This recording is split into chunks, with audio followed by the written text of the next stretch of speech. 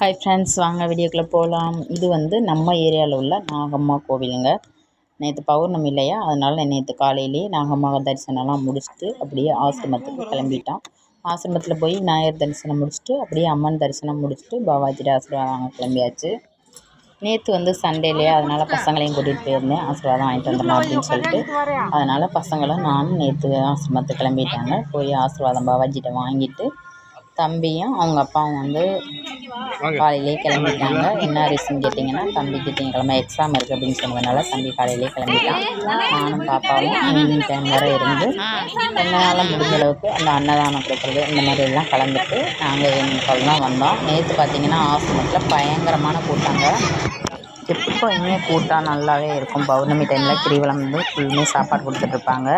நேற்று வந்து அது போக தைப்பூசம் இல்லையா, அதனால் நேற்று கூட்டம் அவ்வளோ கூட்டாங்க. வந்தவங்க எல்லாருக்குமே சாப்பாடு எல்லா அரேஞ்ச்மெண்ட்ஸுமே கொடுத்துருந்தாங்க. ஆசிரமத்திலேருந்து எப்பயுமே ஆசிரமம் மூலிமா வந்து அன்னதானம் ரெகுலராகவே வெள்ளிக்கிழமை, அது போக பௌர்ணமி கிரிவல சாப்பாடு எல்லாமே கொடுப்பாங்க. நேற்று வந்து அவ்வளோ கூட்டம் வந்துச்சு. வந்த அத்தனை பேருக்குமே மனசும் வயிறும் நிறையிற மாதிரி ஆசிரம சார்பாக சாப்பாடு அவ்வளோ அரேஞ்ச்மெண்ட்ஸும் பண்ணியிருந்தாங்க.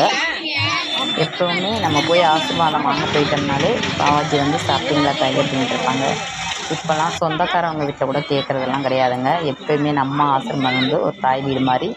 வந்த உடனேயே மனசு வந்து நிறைஞ்சிற மாதிரி, வயிறும் நிறையிற மாதிரி சாப்பாடும் இருக்கும்.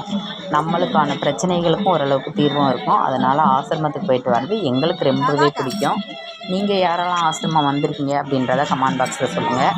அது போக நம்ம ஆசிரமத்துக்கு வர குட்டீஸ் 2 பேர் நம்ம சாப்பாடு கொடுக்குற இடத்துல உட்காந்து சாப்பிட்டுட்டு இருந்தாங்க. அவங்கள வீடியோ எடுத்தோன்னே அந்த பசங்க 2 பேரும் எடுத்த வீடியோவை இப்போ காமிக்க சொல்லியிருந்தாங்க. அதனால் தம்பி காமிச்சிருந்தாங்க. பசங்கள் ரொம்ப குஷியாகிட்டாங்க. அப்படியே நாங்களும் பார்த்திங்கன்னா ஒரு ஈவினிங் 5 மணி 5:30 போல் ஆசிரமத்துலேருந்து நாங்களும் கிளம்பிட்டாங்க. நீங்கள் யாரெல்லாம்